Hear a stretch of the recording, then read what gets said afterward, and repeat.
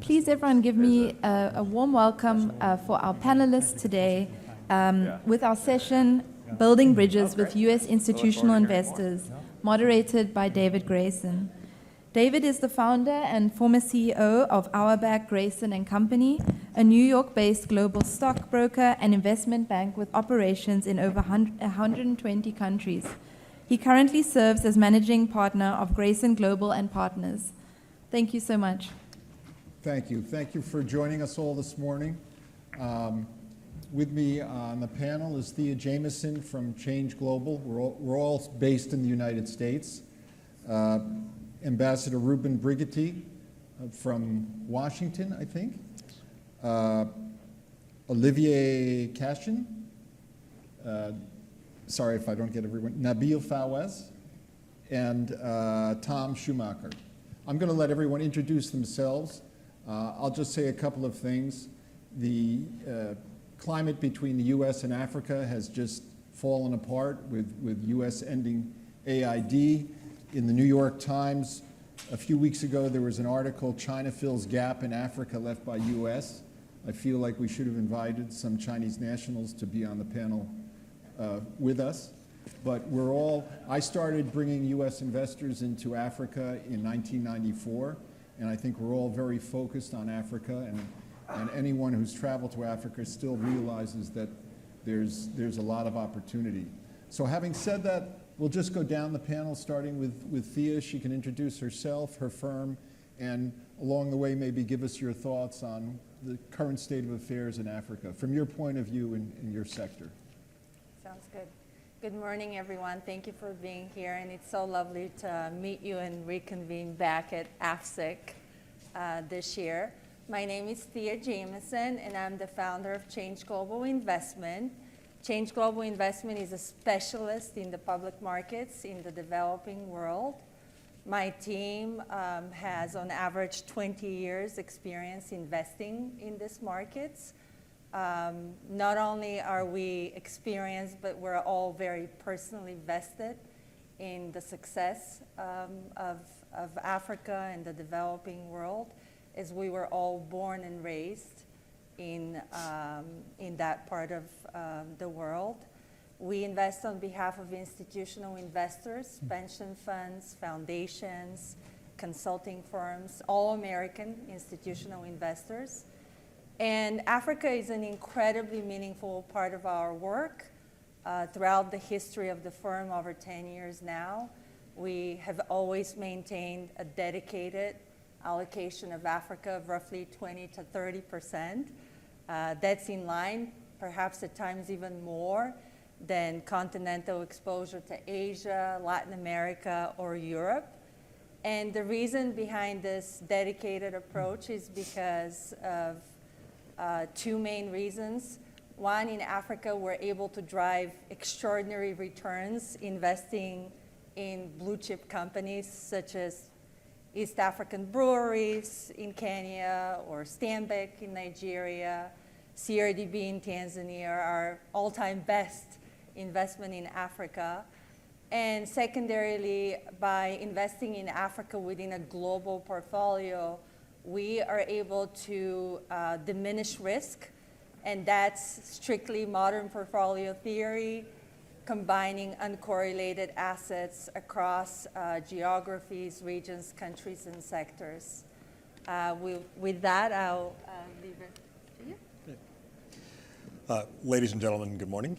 My name is Ruben Brigetti. I am the president of Busara Advisors. We are a strategic advisory and commercial diplomacy firm focused exclusively on Africa. As we say, we help global clients do business in Africa and help African clients do business in the world.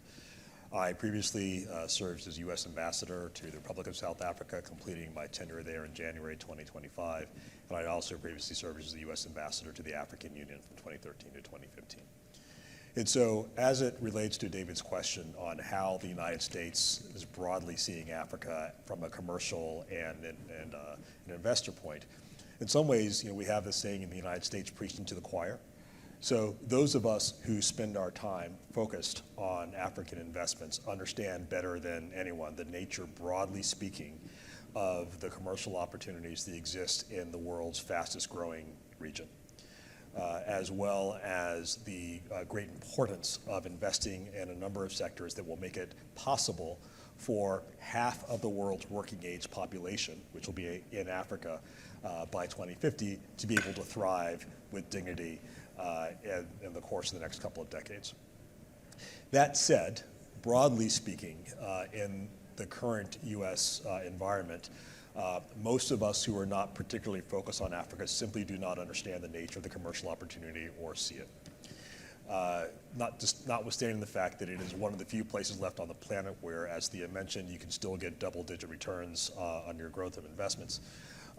And quite frankly, most are still focused, broadly speaking, on what are increasingly legacy investments in Asia and here in Europe and to a lesser extent in Latin America. And so in the current political environment in the United States, one of the positive aspects of that is the Trump administration, as I've said to some folks, doesn't really have so much of an Africa policy as much as it has an Africa instinct. And that instinct is, amongst other things, derived from his general approach to the world, which is very transactional, trying to find ways to do deals.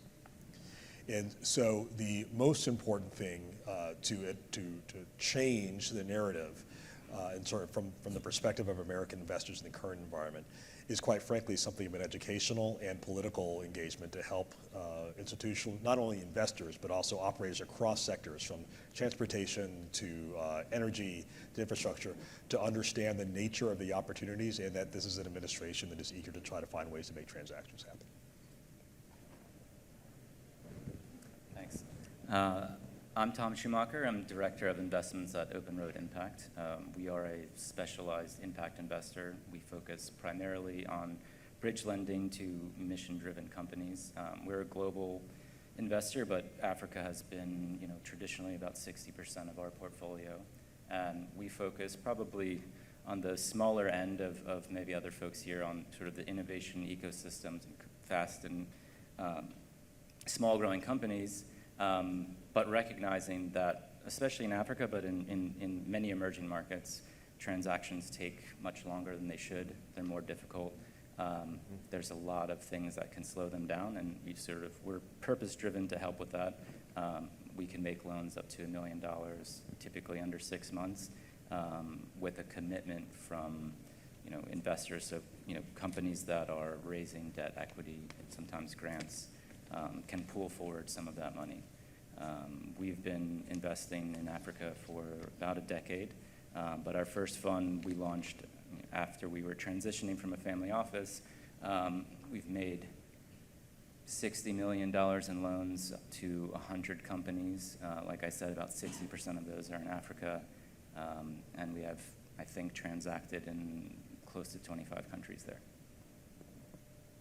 Excellent, thank you. Yeah. Good morning, everyone. My name is Nabil Fawaz. I am a business development officer for the MIGA, which is the Multilateral Investment Guarantee Agency, which is part of a development finance institution, the World Bank Group, based in Washington, D.C. We are relatively the smallest part of the World Bank Group, actually, and the least known. The role that we play is actually to try to encourage private sector investments and foreign direct investments into emerging markets, and that includes Africa, which is one of our largest recipient continent of support. And the way that we are operating by supporting these investors is that, unfortunately, Africa suffers from a long perception of political instability and basically a difficult environment for investments. And what MIGA plays a role is by trying to provide investors with the comfort level to move forward with an economic opportunity that they have identified. But what is holding them back or holding their co-investors back could be this perception of political risks. And by political risks, we are referring mainly for non-commercial risks that MIGA can provide a guarantee against for the investments, and these guarantees are actually like an insurance policy. What we do cover is actually 4 types of risks. It's the risks of the most prevalent one and usually perceived by investors is the currency risk, which is the inability to transfer the currency outside of the country to remit dividends and earnings or to repay debt that the company has borrowed, or the inability to convert these local currency into foreign exchange to make these transfers in the future. So we do cover that risk. We do cover also against the risk of expropriation, direct and indirect, because we are seeing less and less of an actual seizing of assets, but more in indirect expropriation cases, which is like discriminatory taxes, taking away your operating license, preventing the company from importing critical raw material or exporting for that matter. And also for investors in the infrastructure space, which is one of also the largest now in Africa, in the power sector especially, where many investors are going in powering Africa.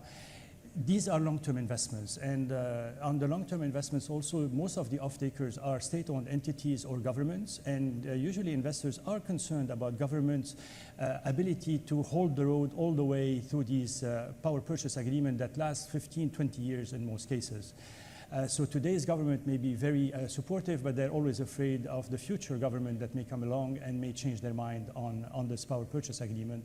And MIGA covers also the breach of contract for these type of agreements, where we provide them the cover that if anything happens in the future that may change the economics of this transaction, we, on the power purchase agreement, for example, or other offtake agreements from the government, we can step in and support them. Last but not least is also we can cover the risk of damages to the assets from any war, civil disturbance event, insurrection, sabotage, terrorism type of activities where the asset has been at the wrong place at the wrong time and suffered some damage. Finally, we also, Africa has been less a user of that instrument, but we do provide credit enhancement facilities, which is basically where we support government borrowing for infrastructure transactions from the private market, from the commercial banks, where we are guaranteeing these loans against default by the government. And the reason why we are not using it very often in Africa, because we have a threshold of sovereign risk, BB minus or better, for us to be able to step in with that product.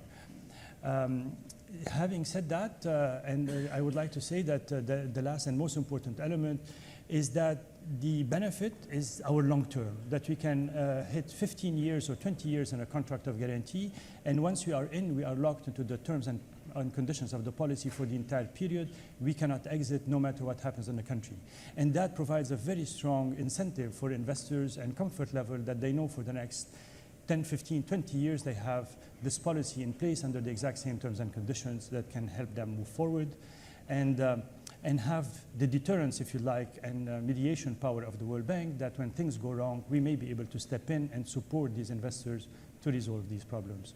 So that was, in a nutshell, the MIGA and how we can assist U.S. investors in managing and de-risking their investments in Africa when the risk perception is very high. Thank you. Good morning. Oliver Cashin, Director at Pan-African Capital Group. We're relatively simple by comparison. We're a permanent capital group. We invest our own money in companies across financial services and climate transition. We have no external investors. We invest our own capital. If there is patient capital on the continent, it is us. We've taken 20-year positions in some of our companies, and we have still managed to make commercial returns across our investments.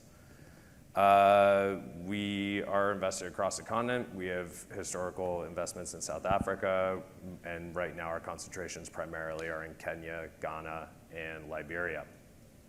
And I have some deals that I would like to talk to Nabil about after. Thank you. Most Americans know very little about Africa, with the exception of this panel.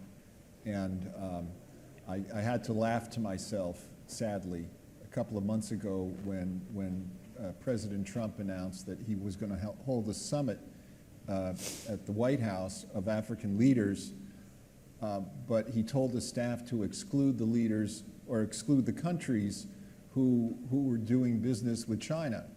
So Africa as a continent, and you probably all know, in terms of size, you could take China, Russia, India, the US, and most of Europe and fit it into Africa. It's a country with more than 1.5 billion people. So what did Trump wind up with? He wound up with the leaders of Gabon, Guinea-Bissau, Liberia, Mauritania, and Senegal, during which, in case you missed it, he learned that in Liberia they actually speak English. It's very nice. It just shows what's going on, and it's a continent that you can't ignore. So a question for you, Ambassador, kind of going the other way. The AGOA, or the African Growth Objectives Act, expired in September. And as I understand it, that's the act that gave most African countries the right to sell into the United States duty-free. So how do these countries now that depend on exporting into the United States survive, and how do we go forward from there? Sure. Well, just super briefly, the audience will know obviously the importance of AGOA, the African Growth and Opportunity Act, which for a generation now, 25 years, has helped to foster economic development on the continent by giving eligible African countries duty-free access across some 5,000 tariff lines. And the greatest non-oil exporter to the United States under AGOA was South Africa. So this is an enormously regrettable development that AGOA was allowed to lapse. Now, such as it is, my understanding is that really towards sort of the 11th hour, the Trump administration signaled that they would be willing to have some kind of extension of AGOA in principle. I think that, but there are a couple of problems. The first, obviously, is they didn't get there in time, right? So it's now lapsed. The second is, I don't know if you've heard this, but the US government is now closed, as one does, I suppose. And so for 14 days now, I think 15 days, and until such time as our Congress is able to come to some kind of resolution to reopen the government, all other legislative activities essentially halted, to include whether or not AGOA can be reauthorized. And then third is even if the government is open, even the Trump administration has signaled willingness in order to have some kind of extension, there are kind of two basic problems. The first is, all of us who are in business know, someone said, business is a going concern. So investors have to be able to rely on what the framework is, not simply for the next quarter or for the next year, but for an extended period of time. And so it's unclear, even if there is a desire to extend AGOA, if it's simply going to be a shorter period until there can actually be a much further conversation about how you actually restructure AGOA so that it is much more effective and achieves the desired end state. But the silver lining, where we are now, is that whereas for months the Trump administration appeared pretty ambiguous, there are signs, encouraging signs, that if the government is reopened and returned to some kind of form of natural order, regular order, that there is hope that there can be some kind of renewal for AGOA. You know, I happened to be in South Africa when Trump announced the, I think, 35% tariff on South Africa. And I believe most of South Africa's exports into the U.S. were wine. Yeah. And the South African, which I thought was great, their attitude was, that's okay, we'll just ship more to Europe. That's right. So, but Yeah. I'm not sure that other countries have that. That flexibility, indeed. Oliver, a question for you. Did you want to say something? Sorry. Well, yeah, no, I think one thing also that the ambassador has talked about here that I think is really important to note in terms of the impact of people actually investing on the continent is just the complete lack of clarity right now on what the situation is. And that goes from everything on AGOA, which, you know, regrettably is lapsed due to factors that frankly were outside the substance of the actual discussion.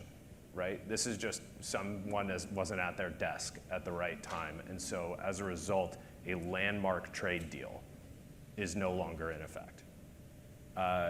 You know, I mean, I think if we look at the stats right now, again, I think one of the best words that the ambassador used earlier was transactional. This is a very transactional presidency. They're not disinterested in doing business with Africa. They, in fact, are if they find that it is a worthwhile transaction for them to do. The problem is that the actual structures that give American investors and companies confidence to do business in Africa have all but disappeared. There are, I think 30 ambassadors in Africa right now. There's not one in South Africa. So almost half of U.S. ambassadorships around the world right now are empty. And there are 18 commercial officers in The whole continent. Three, I think 6 of which are in 3 countries, so there are only 15 countries covered by commercial officers within those embassies. So for those of us looking to do business from the US, we do require external support. And increasingly, we would like to do this with the DFC or with the State Department or with EXIM. But we're, 9 months in, we still have no idea who to talk to. The head of the DFC wasn't approved until last week, and now the government is shut down, so no one can meet with him. So, it's a very strange time to try to be doing this, looking for any sort of support from the US government to do this. And frankly, that's why we're all starting to look for support elsewhere, and why we're here at AFSIC speaking with DFIs from other countries who are rather consistent by comparison in how they interact with people investing in Africa.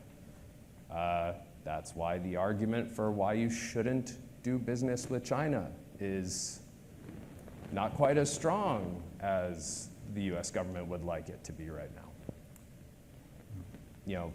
You can't argue to do business with me if there's no clear structure that I have to actually support you moving forward. Anyway, sorry, that was a long That's thing. right. So Oliver, by the way, I love the description of your investing style, patient investors. Reminds me of Warren Buffett style, basically a value investor, buy and hold. But if you're talking to someone else, other investors or people who may want to put money into Africa, what do you say to them to give them confidence now to invest in Africa? I think your counterparty is a major part of what gives you confidence to do business in Africa. Right now, in particular, we're seeing lots of people who are very opportunistic about what opportunities they're seeing and are coming in and don't know the markets, don't know the risks that they will face. They don't know, for lack of a better word, the unknown unknowns. And counterparties and people who know the market and know the problems that will come up is a really massive thing to do, partly because, as Nabil has made clear, lots of the value in Africa is in long-term businesses and long-term contracts that will face numerous challenges down the line. So making sure that you have a support structure around you is really critical. We see a lot of promise sector-wise in renewables. Africa, I think, just put in a record number of solar panels this year. Numbers is giving me maybe 24 gigawatts, but that still is less than 6% of the global installed capacity around the world. We do see value in a lot of the extractive sector. I think mining, as everyone knows, is due for its regular 10-year uptick right now, and there is lots of interest in that sector. I think the ambassador can talk about the commercial diplomacy that's going on around that and how people should maybe be aware of what a long-term view on that can be. And we see a lot of value in the human capital that is accrued across Africa over the last 50 years. There is a real opportunity, we believe, in starting to locate more and more services capacity on the continent. You're seeing it with some coding services companies. You're seeing it with some financial analysis companies as well, accounting firms. And we think that's a really invested in segment across the country. And this again is as a company that owns multiple financial services companies which are entirely run by local staff. So those are some of the areas that we're looking at. Speaking of coding, a little bit of trivia. New York City's parking tickets have for years been processed in Ghana. Yeah. Tom, did you want to say something? Sure. Yeah, I mean, my perspective, I think, is probably perhaps more on the innovation side and the innovation economy and sort of the new and upcoming businesses. I think the situation that was challenging has gotten worse, for sure. But, you know, this was also a structural change as well. I mean, you saw post-COVID, there was a huge movement of VC investing into Africa. You saw a lot of valuations go up. There were a lot of deals. I think what happens and what we're kind of seeing now is those companies were valued too much, and you had very opportunistic plays, and probably investors that were not great long-term strategic fit for these growing companies. But as we've said, the opportunity is there and it's not going anywhere, right? Like the digital transformation in Africa, we heard this in many panels at this conference, like it's accelerating. So I think part of it is, from a entrepreneur or founder's perspective, knowing who you're going into business with and what their motivations are is going to be more important now than ever. There still are going to be commitments, they're just going to be less, right? And it's a smaller pool, but there's still opportunity there. And so I think from my perspective, a lot of those deals obviously take much longer because there's just fewer kind of fish in the sea for that. But they still do exist, and I think as we're still seeing this movement and this transformation that people understand the opportunity. It's just a matter of, you're going to see these dips and valleys and what part of it that we're on. Thank you. So Thea, you manage a fund that invests globally, but only in frontier markets. So you have more of a global view. You're not just looking at Africa. How do you see Africa today from an public equity investment point of view? Where are you looking in Africa? What sectors, and how does Africa compare to the rest of your universe around the world? So Africa is roaring back this year in the public markets, and we've been trying to raise awareness for the opportunities for several years now. This is truly a wonderful environment for our work, and that's for two reasons. One, over the past decade, well, closer to 15 years, we saw both strategic and portfolio flows go elsewhere. On the strategic side, there was a massive investment in China. On the portfolio side, massive flows to dollar-denominated assets. And all of that is changing today. On the strategic side, we're seeing global supply chain realignment into other geographies outside of China, and Africa in particular, North Africa, and I believe down the line we'll see some opportunities in sub-Saharan Africa will be beneficiaries.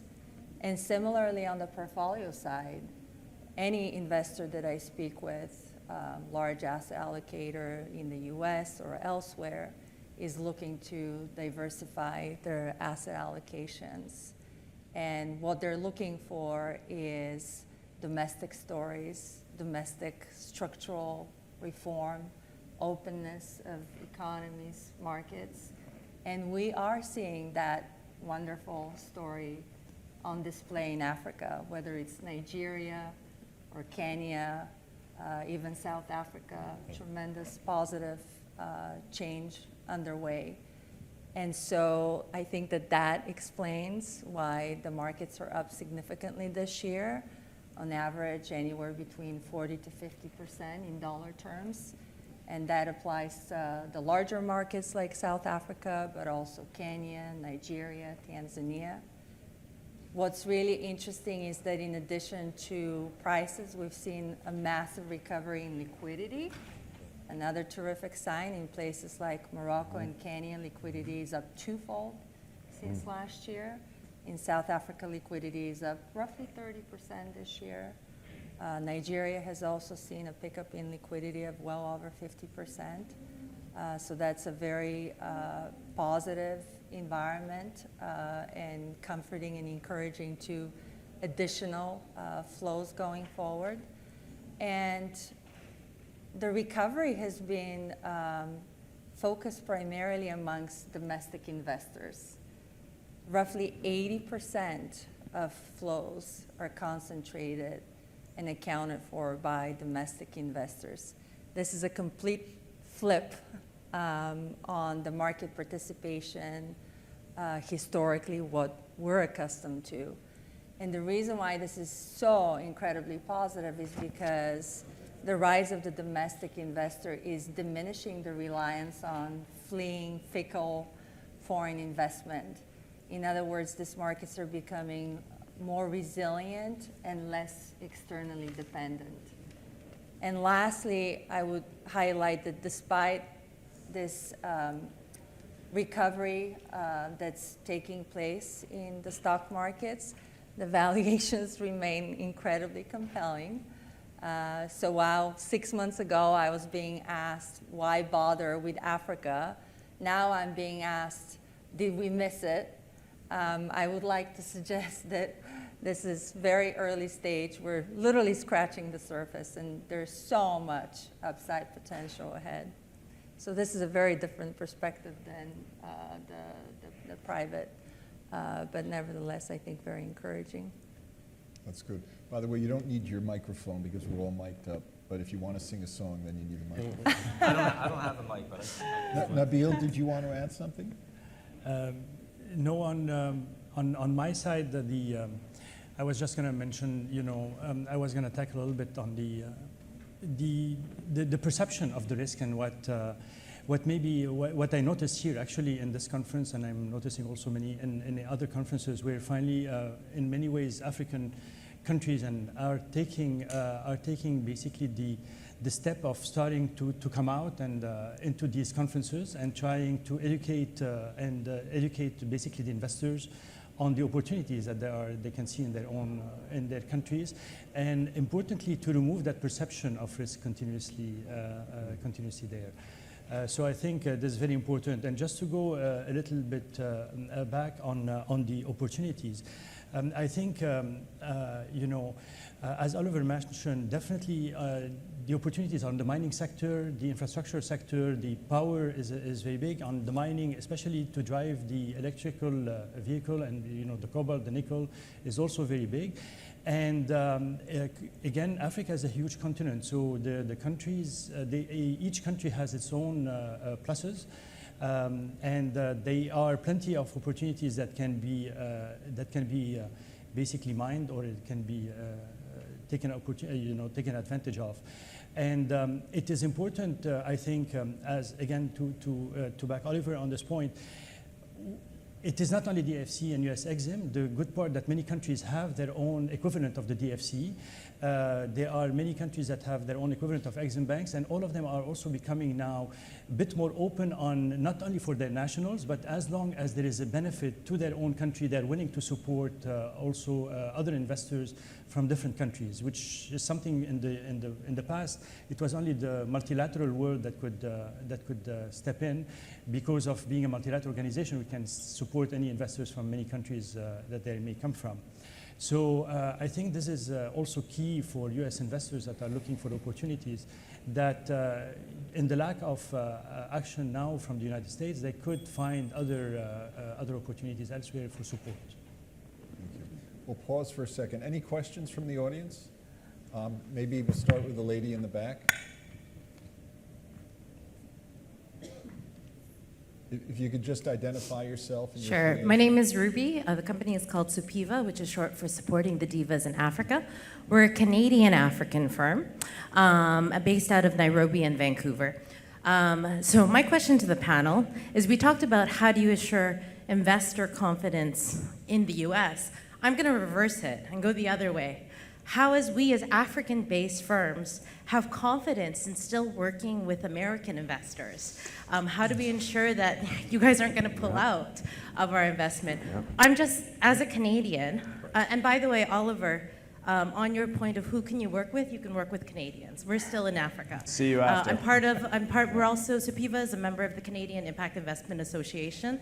From the Canadian Impact Investment point of view, we're very present in Africa. Wait Canadians. 3.5 years, just joking. Sure. Who wants to answer Sure. that? So I'd love to ask, this is where I'd like, how can we ensure that we won't be scared of working with Americans? We want to work with Americans. How could we Sure. ensure that there's no risk? How do we mitigate the risk of working with Americans? And I go can't ahead. believe I have to ask this question, by the way. Sure. So yeah. If I can take a first Go ahead. stab. So first of all, let me just say, as a private citizen of the United States of America, I, for one, am and have always been profoundly grateful for the friendship of the government and people of Canada.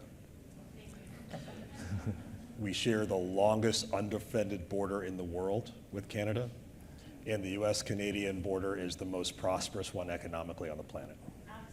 So thank you for that. Right.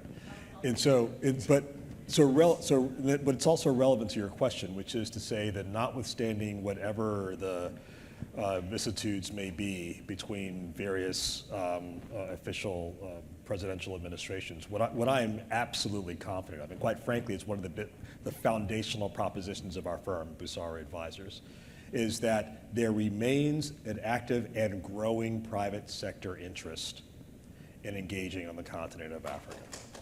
I'm certain of that.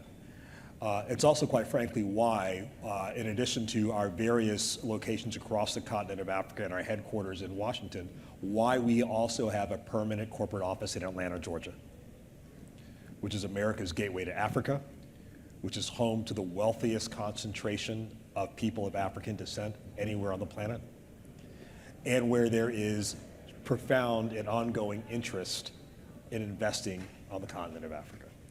And so my short answer to you is that, notwithstanding whatever's happening in governments, they continue to look for private sector partners that are engaged. And we, in shameless plug, we are happy to help you do that. Thank you. This gentleman right here, if someone could just give him a microphone.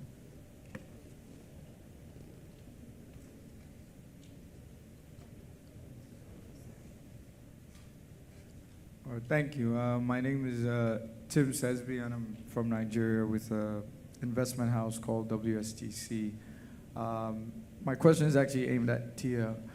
I would like to really understand how you come into the African markets that you come into, and one of them being Nigeria, because this is Nigeria specific. And you're absolutely right. There's been an uptick in, local investors investing their money in our equities market. I've had the opportunity to watch that market grow over the last 20 years. And how do you come in? Because there are a lot of blue chip companies, and quite frankly, haven't had an experience working at Merrill. Some of those companies actually, corporate governance is slightly higher than some companies on the S&P. So I think plea or question to you is, how are you coming in? Who are you partnering with? And do you actually trust the people that you're coming to do business with, and can we actually do business together? So that's, I think, the full gamut of my question. Thank you. Of course. And thank you for the question. Nice to meet you. So what's really interesting is that the infrastructure that facilitates investing in the public markets, Nigeria including, has improved dramatically over the past 10 years.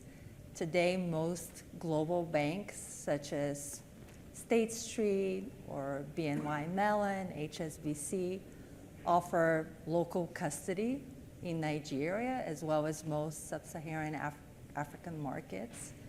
And therefore, that provides tremendous sense of comfort to institutional investors as far as the counterparty risk is involved. In fact, one can argue that today, the differences in operational risks between investing in India, Nigeria, or the US market for that reason are insignificant.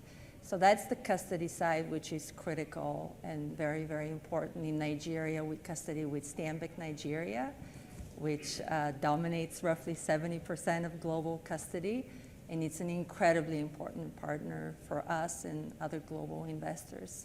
And then on the trading side, Auerbach Grayson, under David Grayson's leadership, has been the absolute premier broker leading and bringing institutional investment to Africa and Nigeria in particular. We do work with several brokers on the ground in Nigeria. We do not see that there is significantly different counterparty risk in trading either, because of the settlement custody side. It's all truly seamless, and I've been investing in Nigeria for 15 years, have never had any troubles on that end. So very much welcome speaking offline with you and getting to know you and your efforts better. So we've got about 5 more minutes. Go ahead, sir. Yeah, good morning. The other group ran way over. We'll run over a little too.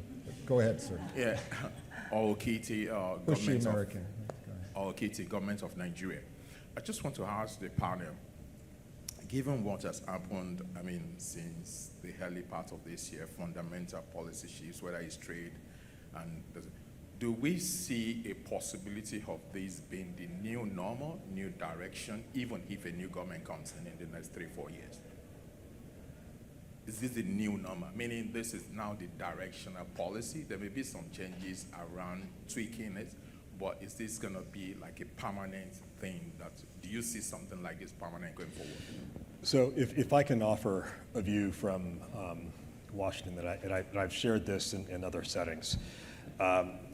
So the most hopeful way that I can describe what is happening in Washington as it relates to, in this case, a series of things that we care about in Africa.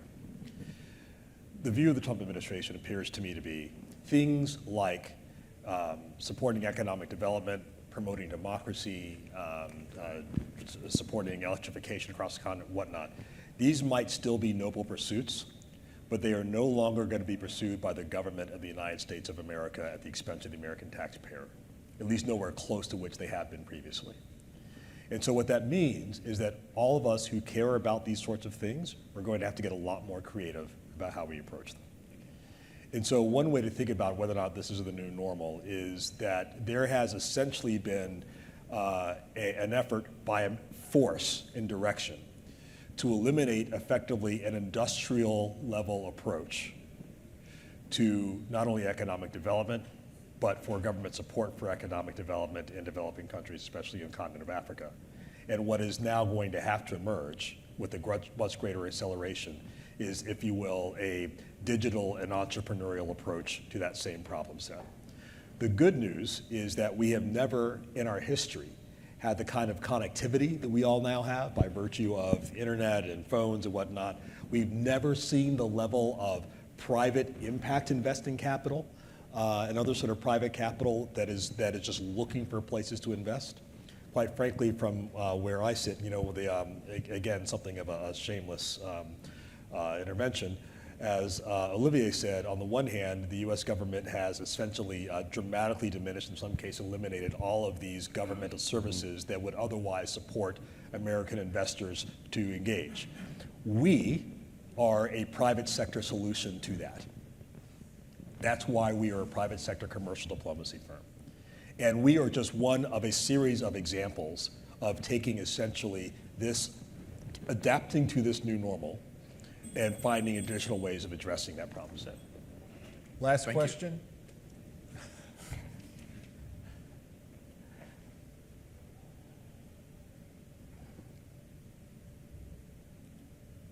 My name is Reginald Masayo from Tanzania, and my question is in 2 parts. One is just a quick one looking at the impact of the Trump tariff changes now and in the future. Because if this was being done by African president, actually, the world would say this is very unpredictable, it is unstable, and all that. Do you see the impact now or in the future for these tariff changes around then? But then the other question is around the cost of funding and perhaps the tenor when you invest in Africa and when you invest elsewhere. Is there any difference?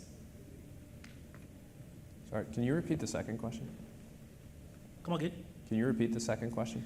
The second question about the interest and the tenor that you use when you apply when you land in Africa or you land in other parts of the world? The interest rate for the financing in Africa and elsewhere, if there's any difference in terms of the risk premium and all that. Super quickly on the first question, this is simply how the president rolls. Meaning this level of unpredictability is his modus vivendi. And so everybody around the world is adjusting to it. It is, in my view, not even worth debating whether or not it is a good thing or a bad thing or whatnot. It is rather much more analytically helpful to understand how does one navigate in this area of that is completely inconsistent with how, frankly, of both parties, other presidents and other presidential administrations have operated. And so the appropriate question then is, given this level of unpredictability, how do you find how do you separate the noise from the signal and find the appropriate path forward? That's certainly what we help our clients do. And I think this is, back to the previous question, this is essentially our reality for the foreseeable future. Thank you. I think we've run out of time, so. I think particularly on the lending point, though, we've got a few people who can speak to the talk lending. about the lending? Yeah, I mean, quickly, Go ahead. to answer that question, I mean, yes, there's a higher return expectation in Africa vis-a-vis other emerging markets, particularly Asia. Perception or not, warranted, but it's true. And the cost of funding definitely is much higher because the return is really quite high, but also not only because of the return, but also because of the perception of risk. So they start increasing the cost, and then you add an insurance guarantee, for example, from MIGA, that will have to be passed on to the client, and then therefore that also increases the cost of funding versus a country where they can go without the perception of risks and no need for that type of guarantee or insurance policies, if it comes from my side. I thank the audience and I thank our panel. Very good session. Thank you. Thank you. Thank you.